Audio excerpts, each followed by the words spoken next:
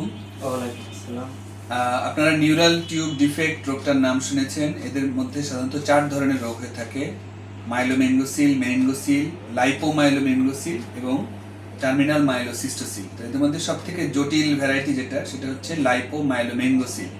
এখানে সাধারণত বাচ্চাদের জন্ম থেকে পিঠের মাঝখানে হাড়ের একটি ফাঁকা অংশ থেকে নার্ভগুলা বের হয়ে আসে এবং চর্বি ওই ফাঁকা অংশ দিয়ে আবার মেরুদণ্ডের হাড়ের ভিতরে ঢুকে যেয়ে চর্বির সাথে নার্ভ জড়িয়ে একটি জটিল অবস্থা তৈরি হয় এবং এটি খুব একটি সূক্ষ্ম অপারেশনের মাধ্যমে নার্ভগুলাকে ওখান থেকে ছাড়িয়ে দিয়ে ভিতরের নার্ভ ভিতরে আমাদেরকে পাঠিয়ে দিতে হয় এবং প্রত্যেকটা লেয়ার আবার ধাপে ধাপে ক্লোজ করে আসতে হয়। তো এরকমই একটি রোগ ছিল আমাদের সাথে যে বাবুটা এখন রয়েছে, ওর নাম সওবান। ওর বয়স এখন কত হয়েছে? 2.5 বছর। ওর তো এই যে লাইপোমাইলোমেনিঙ্গোসিল রোগটা ছিল, তাই না? জন্ম থেকে পিঠের মাঝখানে কেমন ছিল? একটু ফোলা ছিল। তো আমরা অপারেশন করছি যখন বয়স কত? 7 মাস বয়সে অপারেশন করেছিল তারা। এখন বাচ্চার বয়স 2.5 বছর। তো অপারেশনের আগে আপনি তো বিভিন্ন ডাক্তার দেখাইছিলেন, তো মানুষে কি ধরনের ভয়ের কথা বলছিল একটু বলবেন? বলতে যে হাঁটতে পারবে না, অপারেশন করলে হাঁটতে পারবে না। কেউ বলছে প্রস্রাব পায়খানা আর করতে পারবে না, মানে ঝরবে সারাক্ষণ।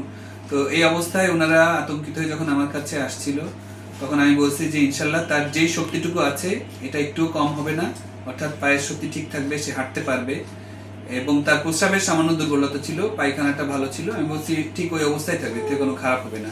এবং আপনারা কি সেরকম রেজাল্ট পাইছেন অপারেশনের পরে? হ্যাঁ, ভালো। বাবু কি হাঁটতে পারে? হ্যাঁ, হাঁটতে পারে। আচ্ছা, ওকে একটু দাঁড় করাই দিতে পারেন ইচ্ছা করলে। তার আগে একটু কাটা জায়গাটা আমাদেরকে দেখান, কোথায় অপারেশন হয়েছিল, রোগটা কোথায় ছিল? এই যে পিঠের এই জায়গাটায়, ওর এই জায়গাটায় রোগটা ছিল। তো অপারেশন হয়ে গেছে। এখন একটু দাঁড় করান তো দেখি ও হাঁটতে পারে কিনা। এমনি হাঁটতে পারে তো না? ঠিক আছে, আমরা দেখছি বাবু সুন্দর দাঁড়ায় আছে, হেঁটে যাচ্ছে।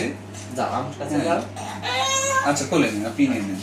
তো যেটা লক্ষণীয় বিষয় যে এই রোগগুলা যদি আমরা যত্ন করে একটি সঠিক জায়গায় পিডিয়াট্রিক নিউরোসার্জন দিয়ে অপারেশন করায়, তো দেখতে পাচ্ছেন বাচ্চা আলহামদুলিল্লাহ পায়ের শক্তির কোনো কমতি হয় না এবং প্রস্রাব পায়খানা এগুলাও তার যে অবস্থায় ছিল আমরা সেই অবস্থায় রাখতে সমর্থ হই।